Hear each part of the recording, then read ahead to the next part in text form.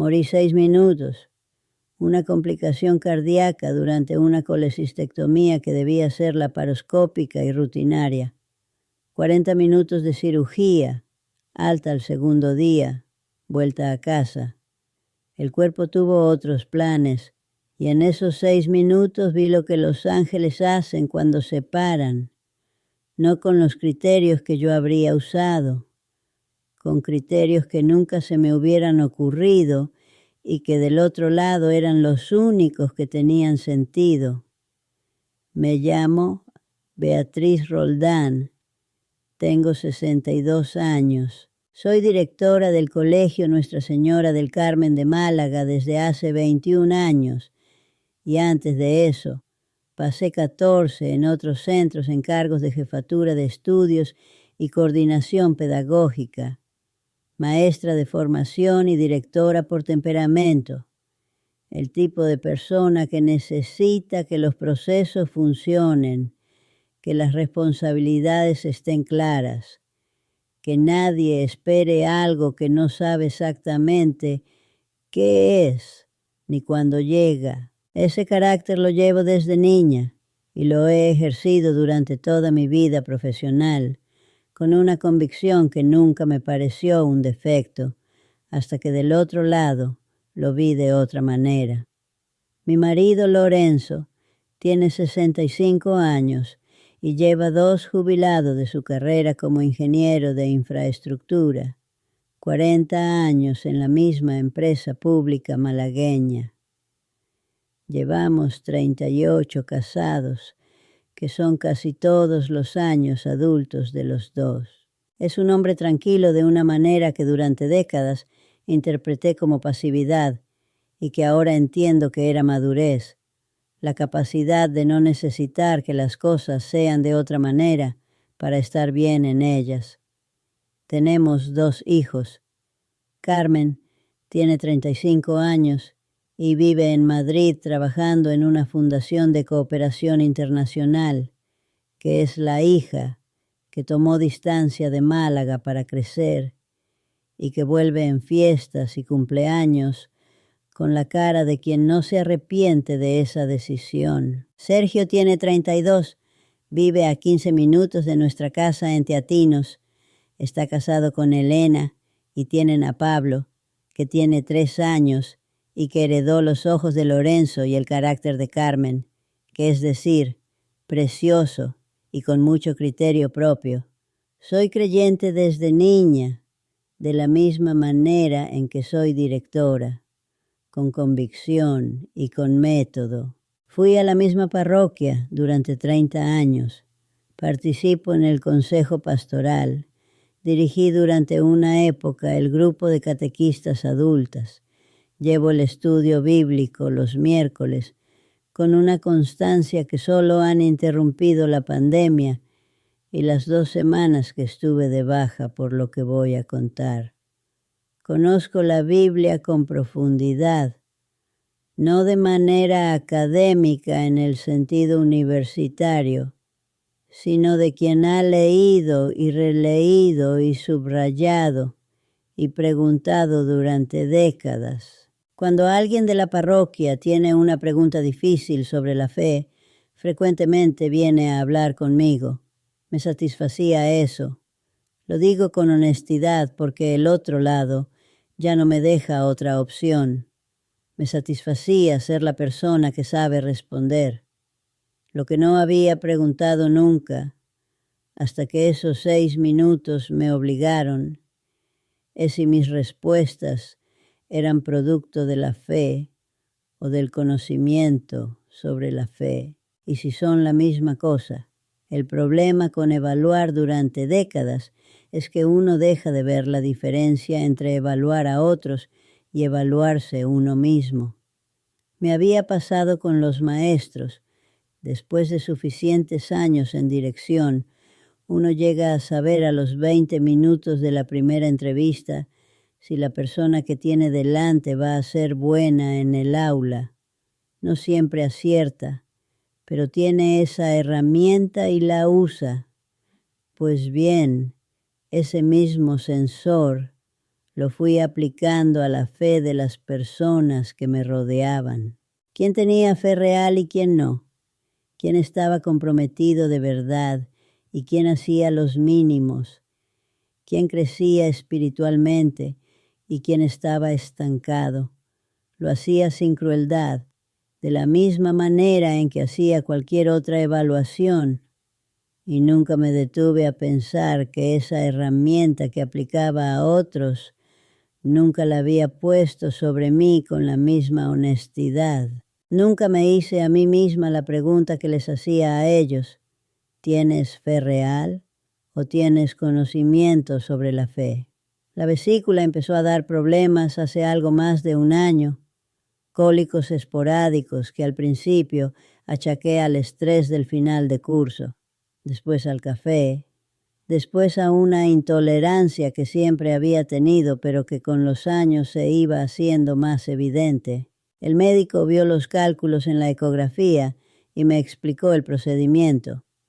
Laparoscopia, 3 punciones pequeñas, 40 minutos en el mejor de los casos, alta al día siguiente o al otro. Una de las intervenciones más comunes que se hacen en España. Lo programé para octubre, cuando el colegio había arrancado el curso, pero no había llegado a la temporada de más presión. Organicé las suplencias con una semana de antelación. Dejé instrucciones precisas para el subdirector. Preparé los informes de los asuntos pendientes para que no quedara nada sin resolver durante los 3 días que estaría fuera. El tipo de preparación que uno hace cuando ha aprendido que los imprevistos se gestionan mejor cuando lo previsible está ordenado. No se me ocurrió que el imprevisto iba a ser yo. La mañana de la cirugía entré al quirófano sin nervios particulares. He aprendido con los años a confiar en los procesos. Si el médico dice que es rutinario y el hospital tiene buenas cifras, no hay motivo para la angustia. Me dormí contando desde 100 hacia atrás, como me pidió el anestesiólogo, y en algún momento, entre el 90 y el 85, perdí el hilo. Lo que los médicos me contaron después fue que a los 17 minutos de iniciada la intervención, mi corazón entró en fibrilación ventricular, que es el tipo de arritmia que el cuerpo no puede sostener solo. Había una condición que ninguno de los análisis previos había detectado, porque en situaciones normales no se manifestaba, pero que bajo la combinación de la anestesia general y el posicionamiento en la mesa quirúrgica se desencadenó. 6 minutos. El equipo usó el desfibrilador 2 veces. Lorenzo, que estaba en la sala de espera leyendo el periódico, supo lo que pasaba cuando vio entrar corriendo al personal adicional. Lo que ocurrió en esos 6 minutos empieza con lo que otras personas que vivieron algo parecido han descrito como distancia, una separación tranquila, sin drama, como cuando uno termina de concentrarse en algo muy intensamente y levanta la vista y el mundo vuelve a ser más amplio. Vi el quirófano desde arriba, mi propio cuerpo en la mesa con la misma objetividad con que vería una escena en una clase durante una inspección. Algo que está ocurriendo, que me importa, pero desde lo que hay distancia. El equipo moviéndose con precisión, instrucciones dadas con el ritmo de quien está entrenado para no perder la calma. Y junto con esa distancia, algo que no supe nombrar hasta después. La ausencia del peso, no del cuerpo, que desde ahí ya no era mi cuerpo de la misma manera, sino de todo lo que cargo dentro de él, la lista de pendientes del colegio, las evaluaciones por cerrar antes de fin de trimestre, el maestro nuevo que todavía no acaba de asentarse, el peso específico de ser la persona que sabe qué hacer con cada cosa, Ese peso desapareció con el cuerpo, y lo que quedó fue algo parecido a la claridad de cuando uno ha estado muy ocupado durante mucho tiempo, y de repente no hay nadie esperando nada. La luz llegó de una manera que no es la luz de ningún punto. El espacio mismo tenía una naturaleza diferente, más real que cualquier presencia que yo hubiera experimentado, más presente que la presencia ordinaria de las cosas. Y dentro de ese espacio, alguien que reconocí antes de que hubiera nada que reconocer en términos visuales, era Cristo. Lo supe de la misma manera en que sé cuando una persona que entra a mi despacho viene a pedir algo o viene a dar algo, no por lo que dice, sino por lo que trae consigo. Y lo que Cristo traía era algo que nunca había encontrado en ninguna otra fuente. Ser completamente vista, sin poder elegir qué mostrar, sin la posibilidad de gestionar la imagen que el otro recibe. En 38 años de colegio he sido evaluada también por inspectores y directivos y consejos escolares. Siempre supe cómo prepararme para esas evaluaciones. Ahí no había preparación posible. Y lo que sentí no fue solo terror, fue algo más complicado. El alivio de no tener que gestionar nada más junto con el vértigo de que alguien vea exactamente lo que uno no ha gestionado.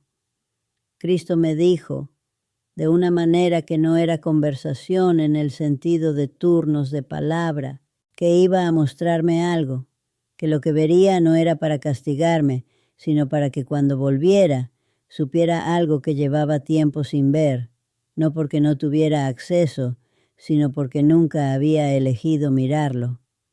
Antes de que empezara la visión, algo en mí hizo la pregunta que no podía evitar. ¿Por qué yo? No como pretensión, como la pregunta honesta de quien sabe lo que cuesta una evaluación bien hecha. El tiempo, la atención, la responsabilidad de lo que se decide. ¿Por qué yo, que no soy la más santa ni la más humilde de las personas que han pasado por mi parroquia en 20 años?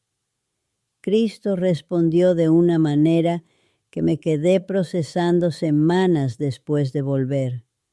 Dijo que 35 años separando al que puede del que no puede, al que tiene vocación del que no la tiene, al alumno que merece pasar del que merece repetir, me habían dado una capacidad de distinción que pocas personas desarrollan, la de mirar a alguien y ver, con una claridad que no todos tienen, lo que hay en su interior por encima de lo que muestran en la superficie.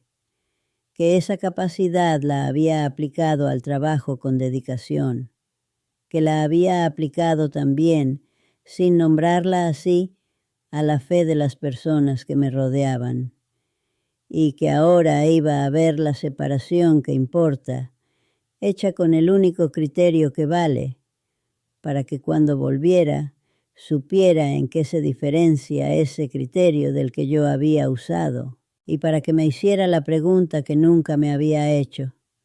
Sentí el peso de eso antes de que empezara la visión, no el peso del miedo, aunque también había algo de eso, el peso más específico de entender que estaba a punto de ver algo que iba a cambiarme la mirada, y que la mirada que tenía hasta ese momento era la que había usado durante décadas para evaluar la fe de los que me rodeaban.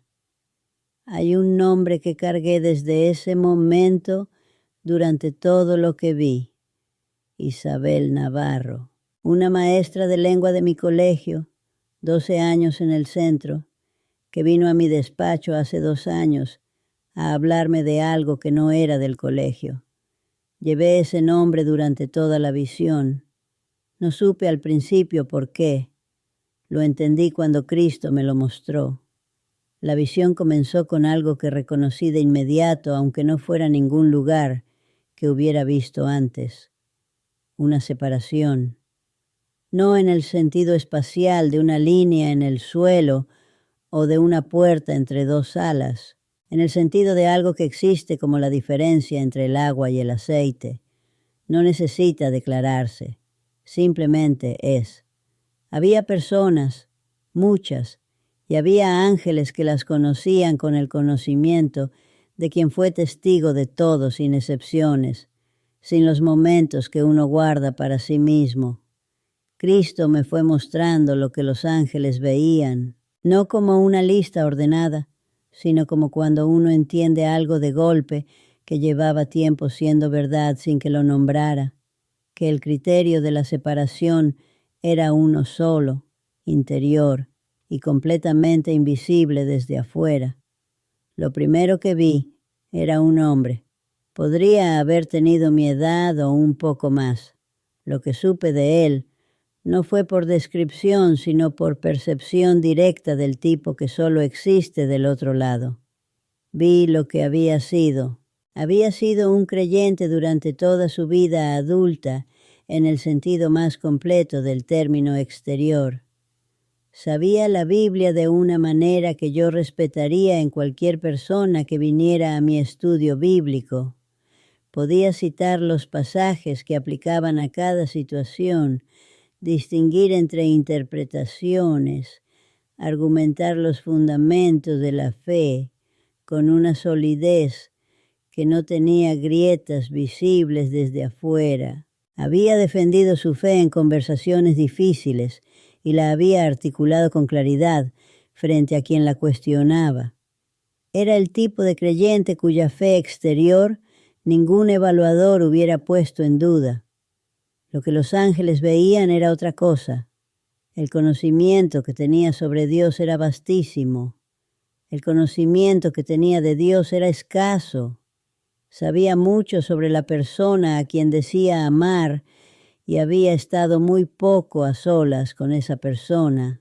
La relación la había construido en los libros, en los debates, en los estudios, en las exposiciones, pero el silencio donde esa relación se profundiza de verdad, el silencio de la oración personal, en los momentos donde nadie escucha y nada que ganar, era un territorio que nunca había habitado con regularidad.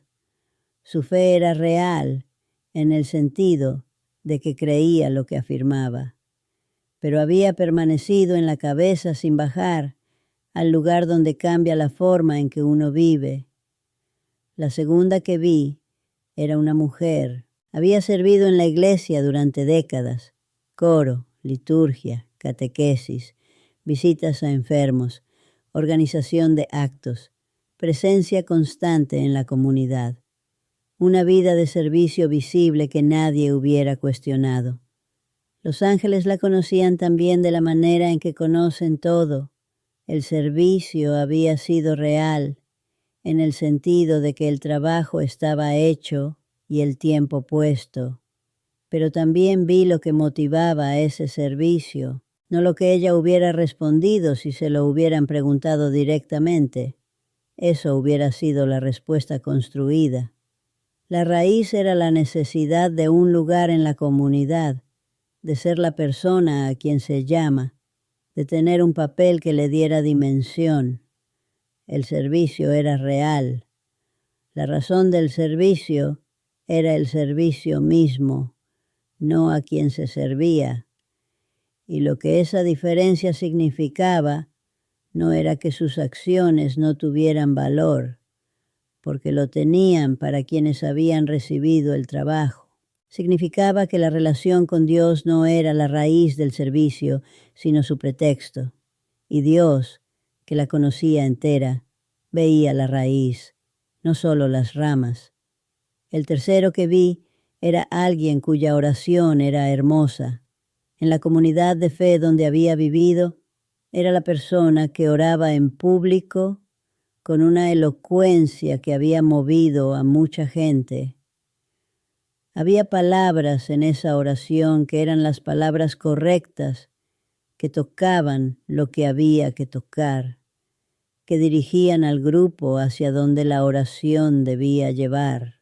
La oración pública era genuina en la forma.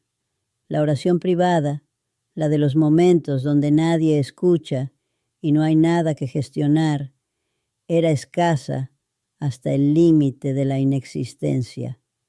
Entre la persona que oraba delante de otros y la persona que tendría que haber encontrado a Dios en privado, había una brecha que no se había cerrado porque la oración pública, con el efecto que tenía en quien la escuchaba, había ido sustituyendo poco a poco a la conversación real.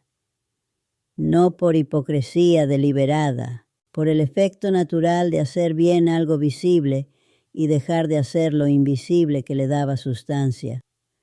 La raíz que alimenta la rama terminó siendo más pequeña que la rama, y los ángeles miraban a la raíz. Si estás viendo este video y hay algo en lo que estoy contando que sientes que te habla, dale like para que llegue a más personas y escríbeme en los comentarios de qué país eres.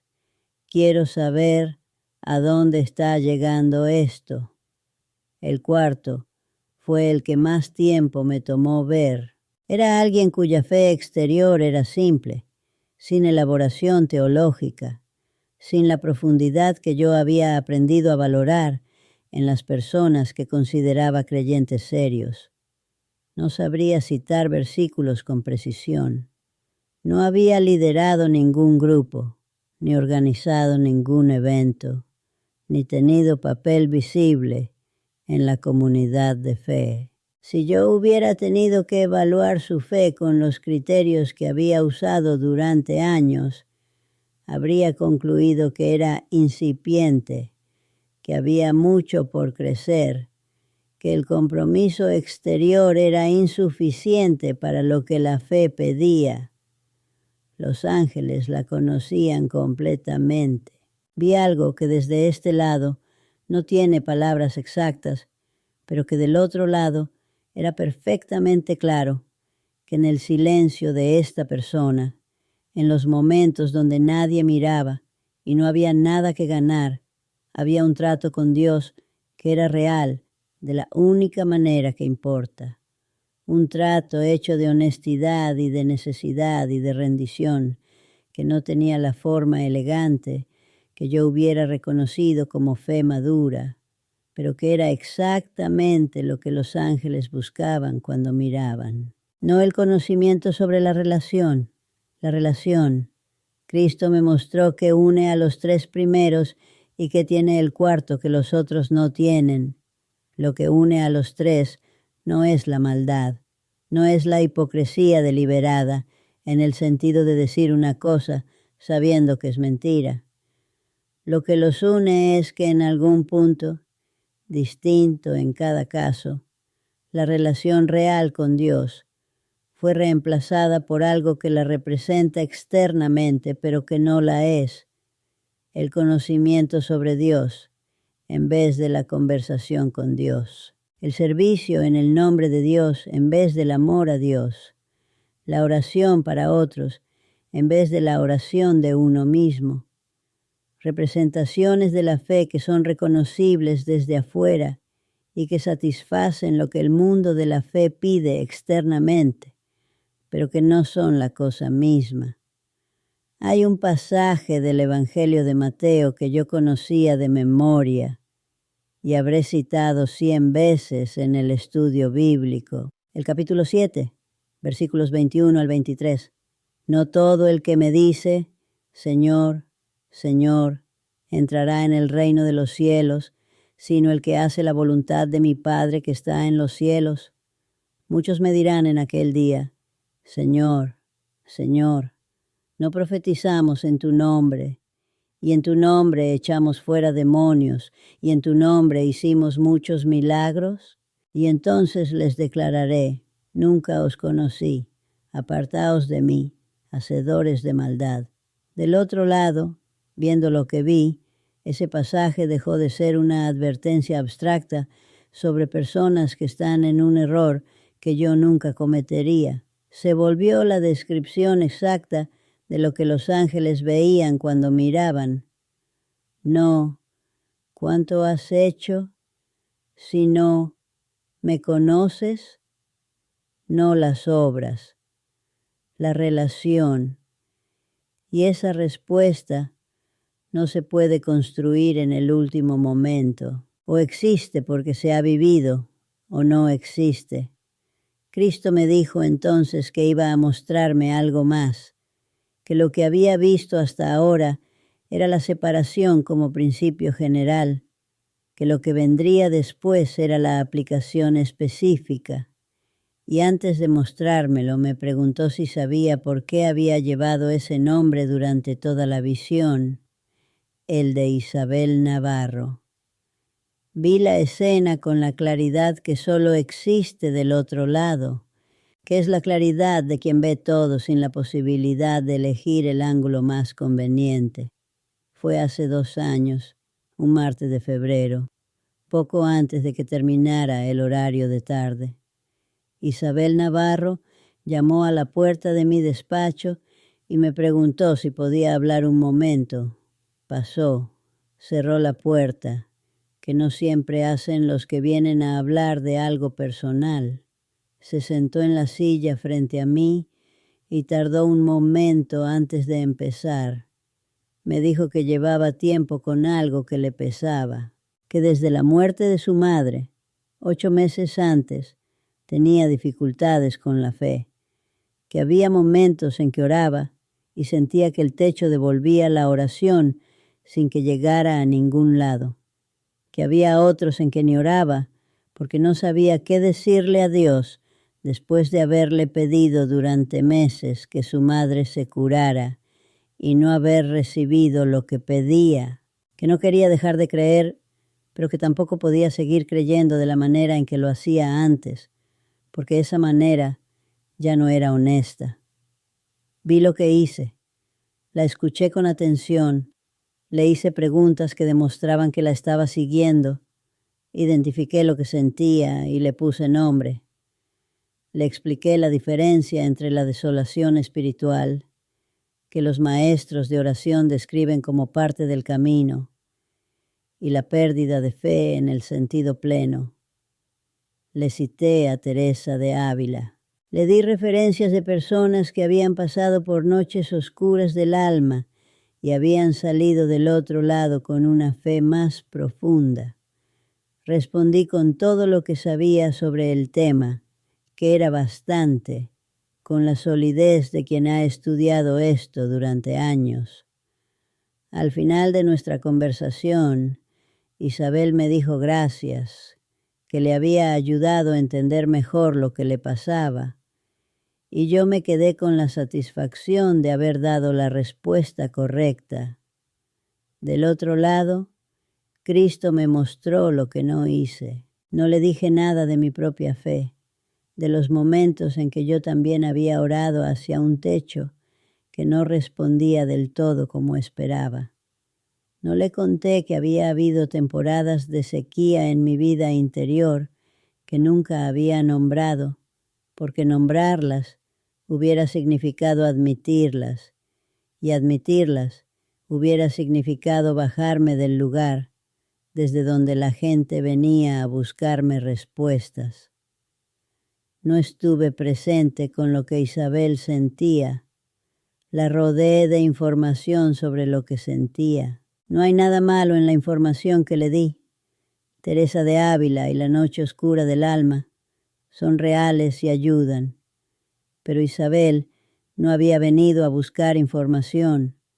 Había venido a no estar sola en algo que le pesaba. Y yo la informé en vez de acompañarla. La devolví a su clase con el diagnóstico correcto, pero sin que nadie se hubiera sentado a su lado en la oscuridad, porque eso yo no lo sé hacer. Soy la persona que evalúa la oscuridad y da el nombre de lo que es, no la persona que se queda en ella sin saber qué decir. Cristo me mostró algo más de Isabel que yo no había visto desde este lado. Lo que había ocurrido en los 8 meses que siguieron a esa conversación, que Isabel no había recuperado una vida de fe que yo pudiera reconocer como ordenada. No había vuelto al estudio bíblico con más regularidad, ni había empezado a leer más sobre espiritualidad. Lo que había pasado es que Isabel había dejado de pretender. Había empezado a hablar con Dios con toda la rabia y toda la confusión y toda la pérdida que sentía, sin el filtro de lo que debería decirle, sin la preocupación de si su oración era la oración correcta. Había llorado delante de Dios de una manera que nunca hubiera pasado la evaluación de lo que yo consideraba madurez espiritual, y en ese llanto, en esa conversación sin forma ni protocolo, había encontrado algo que yo nunca le había podido enseñar porque yo no lo había aprendido, que la relación con Dios puede tener esa textura y ese peso, que Dios conoce esa oración aunque no tenga la forma de las que yo usaba en el estudio bíblico. Isabel, vista desde el otro lado, tenía lo que los ángeles buscaban, no la forma, la realidad. Cristo no me mostró eso para condenarme. Me lo mostró con la misma claridad directa con que mostraba todo del otro lado, que es la claridad que no deja refugio conveniente, pero que tampoco añade crueldad. Me lo mostró porque era la escena que yo necesitaba ver para entender la pregunta que nunca me había hecho. No, ¿soy buena creyente? Porque esa pregunta la había respondido durante décadas con la respuesta que me convenía, sino la pregunta del pasaje: ¿me conoces? No si sé sobre él, si lo conozco. Si hay una relación que existe porque se ha vivido en los momentos donde nadie está mirando y no hay nada que gestionar. Si hay una conversación real con Dios o hay 30 años de conocimiento sobre esa conversación. No tuve respuesta en ese momento. Del otro lado no se puede mentir, así que la ausencia de respuesta era ya una respuesta. Y lo que Cristo me mostró en ese silencio fue algo que nunca había estado en ninguno de mis estudios bíblicos, que hay una distancia entre saber de Dios y conocer a Dios, y que esa distancia no se cierra con más información, se cierra con presencia, con honestidad, con los momentos de oración que no tienen forma elegante ni destinatario visible, con la voluntad de quedarse en la oscuridad propia, en vez de iluminarla con el conocimiento que uno tiene sobre la oscuridad de otros. Sentí el peso de lo que no había respondido, no con vergüenza, sino con algo más específico, la claridad de que lo que no había hecho todavía se podía hacer, que Isabel seguía en el colegio, que Lorenzo seguía en casa, que la conversación que no habíamos tenido de verdad en años todavía podía tenerse, que todavía había tiempo para que la respuesta a la pregunta de Cristo fuera algo diferente a ese silencio. Eso fue lo que más peso tuvo de toda la visión, no la constatación de lo que había fallado, sino la certeza de que todavía podía cambiar. El regreso fue lo que otros que vivieron algo parecido han descrito como abrupto. La salida es tranquila, gradual. La vuelta es una interrupción. El desfibrilador lo escuché antes de sentirlo, y la descarga fue lo primero que llegó al cuerpo. Algo que no es exactamente dolor, sino una convulsión que viene del centro hacia afuera. Después el frío de la mesa de quirófano, diferente al frío ordinario, el frío de algo metálico en un espacio de temperatura controlada. Después voces que daban instrucciones con la calma de quien está entrenado para mantenerla en estos momentos, y las instrucciones me decían que había pasado algo serio. Traté de moverme. Alguien me puso la mano en el hombro y me dijo que no me moviera, que estaban ahí, que ya había pasado lo peor. lo peor. En ese momento supe que lo que había pasado del otro lado era exactamente lo contrario de lo peor. Lorenzo llegó al área donde me tenían cuando ya me habían pasado a la unidad de cuidados. La cara que traía era la de alguien que ha calculado en la sala de espera todas las posibilidades y que recién ahora puede dejar de calcularlas. No dijo nada cuando me vio, me tomó la mano y se quedó así. Lorenzo es el tipo de hombre que no llena el silencio, cuando el silencio dice más que las palabras.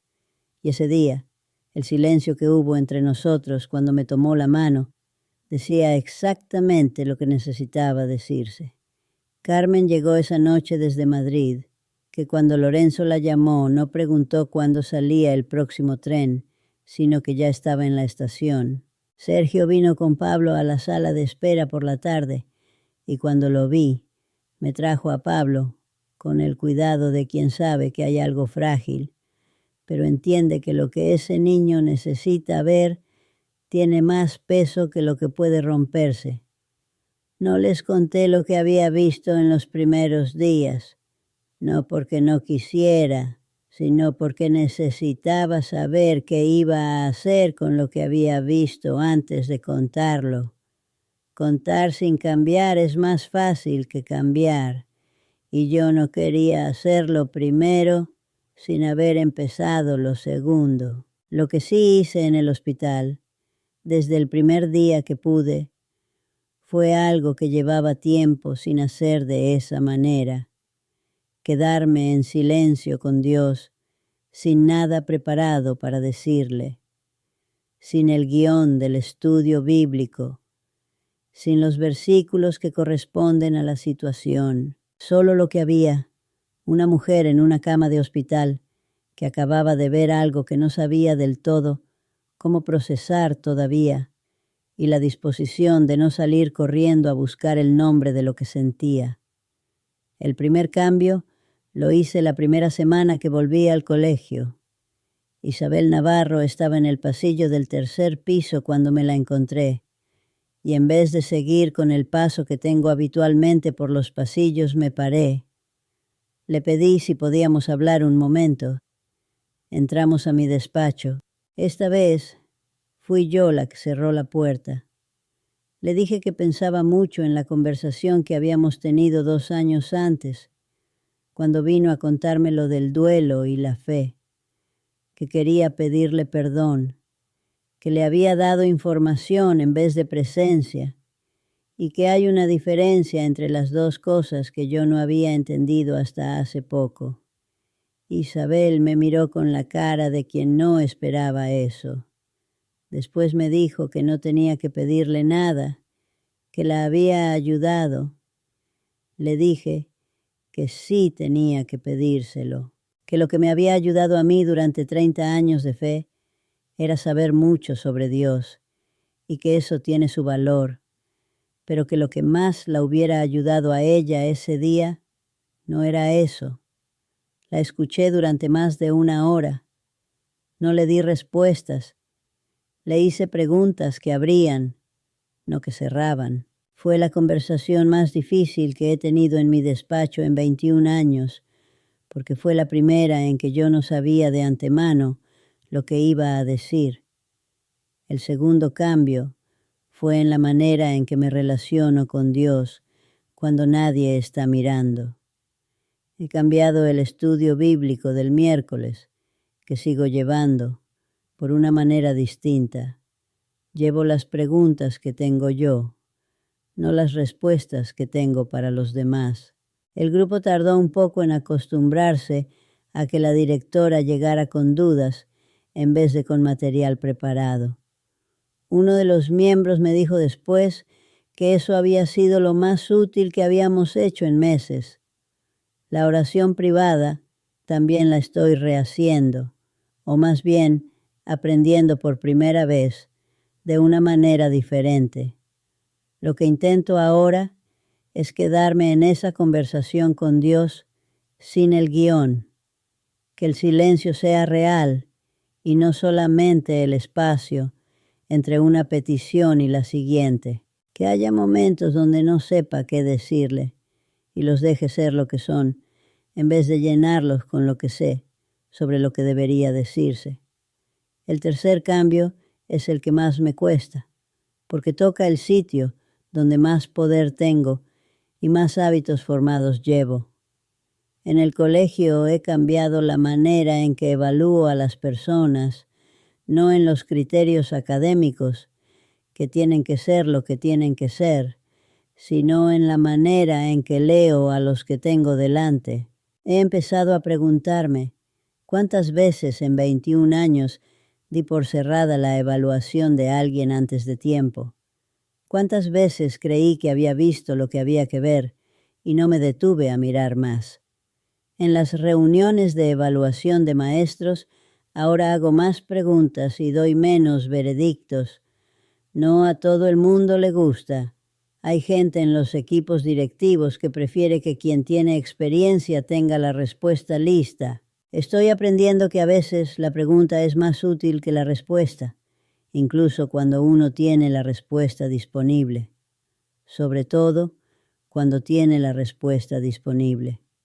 Lo que vi del otro lado no era una clasificación de personas en buenos y malos.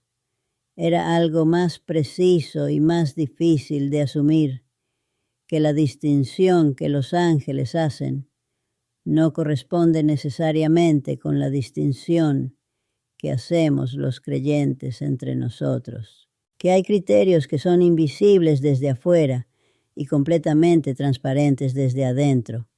Que quien ha pasado décadas evaluando a otros con criterios visibles puede estar evaluando bien lo visible y equivocándose en lo que no se ve. Y que la única manera de saber si uno se equivoca en eso es hacerse la pregunta que yo no me hice durante 35 años. No. ¿Cuánto sabes? Si no, ¿lo conoces? No si sabes sobre él, si lo conoces. Si hay ahí adentro, donde nadie más puede mirar, una relación real con Dios, o hay décadas de conocimiento sobre esa relación. Esa pregunta no se responde en el estudio bíblico, tampoco en el consejo pastoral, ni en la dirección de catequistas. Se responde o no se responde en los momentos donde uno está solo delante de Dios, sin nada que mostrar y sin nadie mirando. En esos momentos yo siempre había llegado preparada. Siempre había tenido algo que decir. Estoy aprendiendo a llegar sin preparación, con lo que hay, y a quedarme ahí, aunque lo que hay no tenga la forma que yo hubiera evaluado como suficiente. Suscríbete a este canal si quieres escuchar más testimonios como este. Hay personas que volvieron del otro lado, con cosas que cambian cómo uno se mira a sí mismo. Y si hay alguien en tu vida que lleva mucho tiempo dando respuestas sobre la fe, sin hacerse las preguntas sobre la suya propia, comparte este video. A veces lo que abre los ojos no es una información nueva, es ver que quien tenía todas las respuestas tuvo que preguntarse si había vivido lo que sabía. Me llamo Beatriz Roldán, 62 años, directora escolar en Málaga, España, con 35 años evaluando personas y ninguno evaluándome con la misma honestidad. Creyente desde niña, con todos los conocimientos sobre la fe y la pregunta central sin responder. Morí 6 minutos en el quirófano de una cirugía que iba a ser rutinaria y vi lo que los ángeles ven cuando se paran. No cuánto has hecho, no cuánto sabes. Si lo conoces, esa pregunta me la llevé de vuelta y todavía estoy aprendiendo a responderla.